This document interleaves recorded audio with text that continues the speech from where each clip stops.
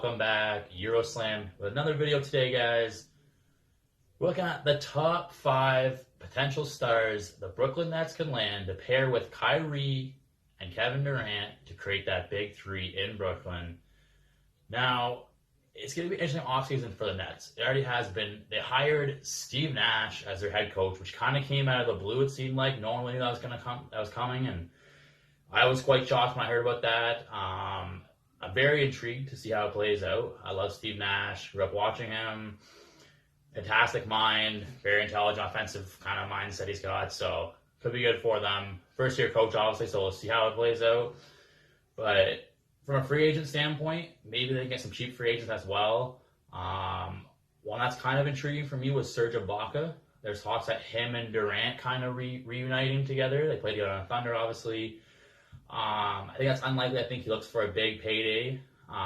He's got a few years left till he's kind of really that kind of veteran. I think he can still be a star potential on that team. I think he's going to try to get at least a 2 or 3 year deal, maybe worth $20 million a season, which would be too high for the Nets. So unless he's doing a sign trade, unless he takes a huge discount to join the Nets, I think that's unlikely.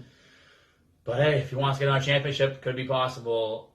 But we're going to get into this video. If you like it, guys, make sure you smash that thumbs up. Make sure you subscribe. We've got a lot of great basketball videos coming in the future. A lot more top 5s, looking at other teams. A lot of rumor videos. A lot of videos on the news. A lot can be happening in the offseason. Draft coming up. It's going to be a lot of trades happening. A lot of free agent signings. So you'll want to check out for that. But with that, guys, right into it. Number 5 on my list is going to be Victor Oladipo. Now, he's on an expiring deal playing for the Pacers. Rumor going around that he may want out. Obviously hasn't been the same since he had that gruesome leg injury. But when he's healthy, this guy is a star.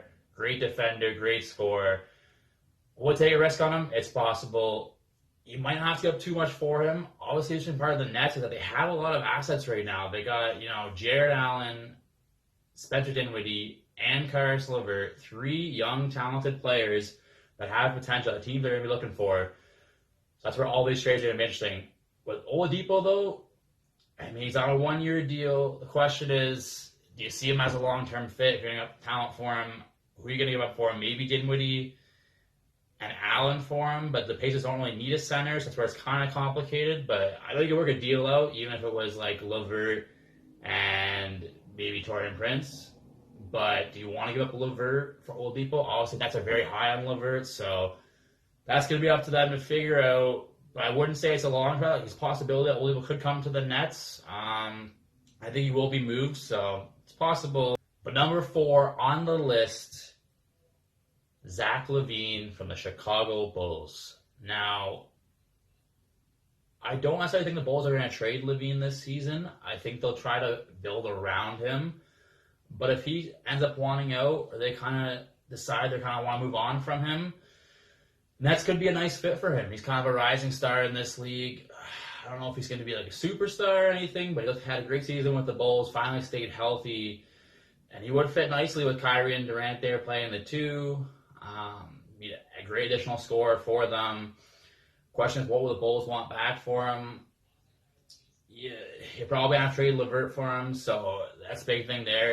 It's going to come down to, is there another star you can get that's better than LaVine if you're going to give up LeVert?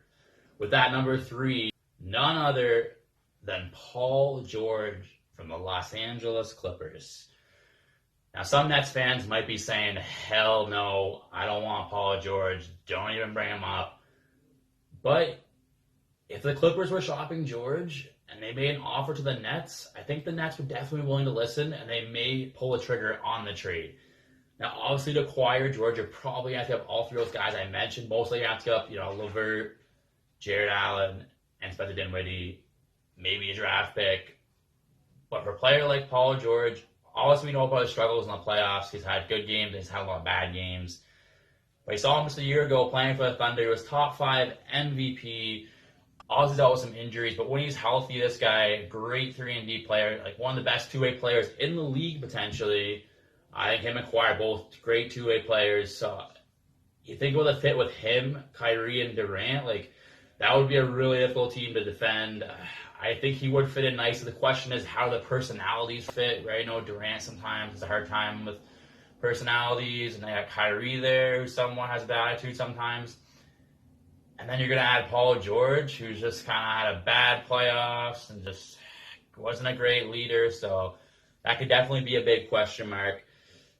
I think, though, even if he does struggle, you're going to have guys like Kyrie and Durant that can lift you up. So I feel like it's a bit of a gamble, bit of a risk. Obviously, you're going to lose your depth for a guy like Paul George, but I can see them taking that risk, the Nets, if they want to go all in. He's definitely a guy, top 15, top 20 player in the league, definitely a guy you might want to go all in for. But number 2 on the list, we got one that fascinates me quite a bit, Jrue Holiday for the New Orleans Pelicans. Now, Jrue, you might not consider him as good as those other players on this list, but he's still a heck of a baller. I really like Jrue Holiday. He's on an expiring deal, so he's might find a bit of a risk. But with the Nets, I feel like he would resign. Playing for a winning franchise like the Nets, they're going to be good with Durant, Kyrie, obviously. I think he would fit in great with Kyrie. He can play the two, really good defender. And the big question there is, what are the Pelicans looking to get back for Jrue Holiday? Now, there's no indication of shopping him, but many expect they will be shopping him, or at least listening to trades. The fact that they're expected to kind of go and rebuild the Pelicans instead of firing Gentry. And they're going to kind of build around their young guys now, and Jrue doesn't really fit that. He's a little bit older than the guys they have, on an expiring deal. Can you trade him now for value before he leaves for nothing? So I think he will get traded. The Nets have to be a big possibility for him to land on. Now, you may even be able to acquire him without giving up LeVert. That's the thing. You could possibly talk them into a trade that would surround Dinwiddie and Jared Allen and maybe a first-round pick or two for Jrue Holiday. Maybe just a first-round pick with those two guys. The Pelicans probably ask for LeVert, but you might be able to talk them out of the LeVert situation. And if you can acquire Jrue Holiday for Jared Allen and Dinwiddie in a first-round pick, I think you have to hop all over that, because then you're keeping LeVert as well to play the 3 with Durant, got DeAndre Jordan at the 5, Kyrie at the 1, Holiday at the 2. That's a really, really good starting 5.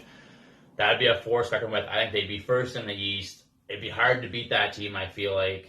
So I would keep an eye out on that.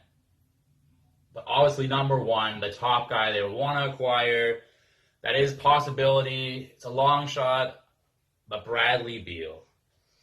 Now, obviously, Beal has said, I want to finish with Washington. I want to be loyal, which is fair. And the Wizards, they seem hell-bent on continuing to build around Beal and not going into a rebuild. But at some point, you have to wonder, will Beal continue to be happy playing for the Wizards and finishing 9th and 10th every season and just missing the playoffs? This guy's in his prime. They got him locked up for a couple of years. At some point, he's going to want to win, and he deserves to be on a winning team. Give him that opportunity to compete for a championship. And the Nets would be a great fit. Obviously, you're going to ask about a lot for him, but the good part about that, I feel like the Nets and Nuggets have the 2 best assets in a trade situation to trade for Beal. And you look at the Nets with LeVert, Allen, Dinwiddie, some draft picks.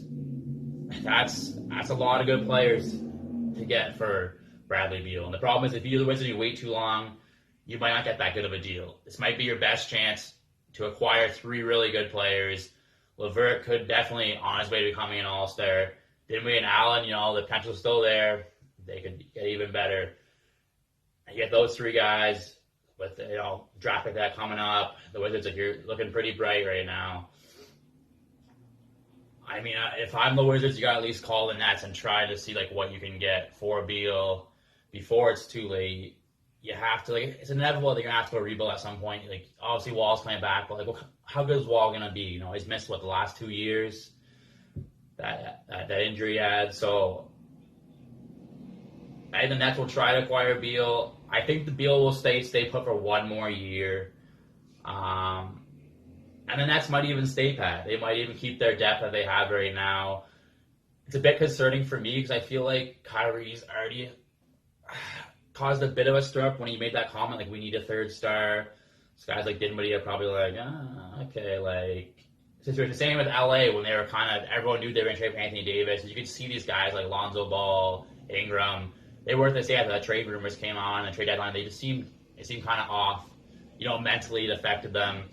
Could that have the same effect on Dinwiddie and Allen, these guys, are they mentally affected because they're knowing that that could be on a trading block, they could be traded at any time. So I feel like if the Nets want to go all in this season, this is your chance to do it. Get a third star. You're still going to have Kyrie, Durant, DeAndre Jordan, potentially Harris if they re-sign him, and bring a couple other veteran free agents. If I'm now doing, and I can to get a third star, I love the guys like LeVert, Allen, and Dinwiddie, but Dinwiddie, he's got one more year at his deal, and then he could leave. He's going to want more money. LeVert's got a lot of value for him, so it's an opportunity for you to get that third star. So that's what they do, guys. Hope you enjoyed the video. Comment below. Let me know what you think. Do you guys have any other trade offers? Any stars you want to see join the Nets? Do you think the Nets should just stay pat? Keep those guys. Keep the depth. They still have a hell of a team, obviously. They're still going to challenge championship with that team. They see how it goes. They might wait to trade deadline. They might wait a year, see how it plays out. So let me know, guys. Thumbs up. Make sure to subscribe. Thanks so much for watching the video. We'll see you in the next one, guys. Take care. Thanks, guys.